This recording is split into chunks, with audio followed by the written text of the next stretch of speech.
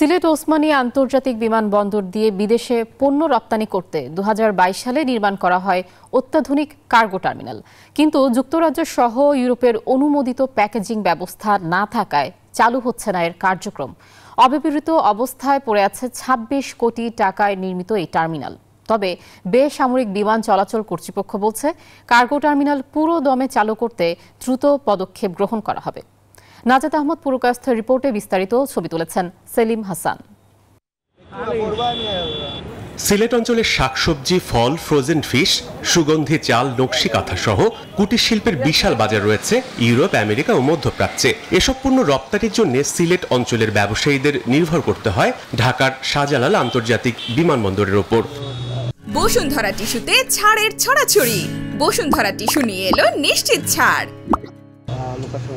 2 বছর আগে সিলেট ওসমানী আন্তর্জাতিক বিমানবন্দরে নির্মাণ করা হয় প্রায় 100 টন পণ্য ধারণ ক্ষমতায় অত্যাধুনিক কার্গো কমপ্লেক্স। তবে এখনো গড়ে ওঠেনি প্যাকেজিং ব্যবস্থা। অতি সত্বর সরকার যদি এই রপ্তানি ব্যবস্থাকে চালু করতে হয়, তাহলে প্যাকেজিং সিস্টেম, ল্যাব এবং অন্যান্য যে সহযোগী ব্যবস্থাগুলা এইগুলা তাড়াতাড়ি করা প্রয়োজন। সংশ্লিষ্টরা জানান, ইউরোপ, আমেরিকা ও মধ্যপ্রাচ্যের বাজারে পণ্য পাঠাতে এসব দেশের অনুমোদিত ওয়্যার হাউসের মাধ্যমে প্যাকেজিং করে কোয়ারেন্টাইন সার্টিফিকেট নিতে হয়। তাই ঢাকা থেকেই পণ্য রপ্তানি করতে হচ্ছে ব্যবসায়ীদের।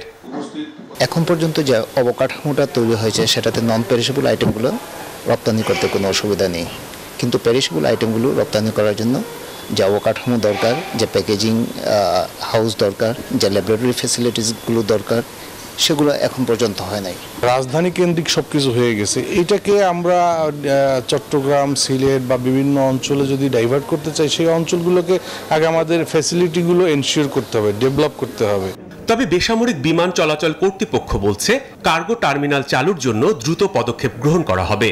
এখন আবার এই অন্তর্বর্তীকালীন সরকার এই বিষয়টি নিয়ে খুবই সজাগ এবং এই ক্ষেত্রে যা যা স্টেপ নেওয়া দরকার সেই সব স্টেপগুলো নেওয়া হচ্ছে। সবাই আমার মনে হয় যে এক্ষেত্রে বেনিফিটেড হবে যদি তাদের প্রোডাক্টগুলো ইউরোপের মার্কেটে বা বাইরের মার্কেটগুলোতে এক্সপোর্ট আমরা করতে পারি। তো সেই জন্য আমাদের যে যত সম্ভাবনা, যত কিছুই আছে, সেগুলো নিয়ে আমরা ইনশাআল্লাহ কাজ করব। প্যাকেজিং চালু হলে সিলেট সহ নরসিংদী, ব্রাহ্মণবাড়িয়া, হবিগঞ্জের রপ্তানিকারকরা সিলেট থেকে পণ্য রপ্তানি করতে পারবেন। বছরে অন্তত 250 কোটি টাকার পণ্য রপ্তানি সম্ভব বলে মনে করেন ব্যবসায়ীরা।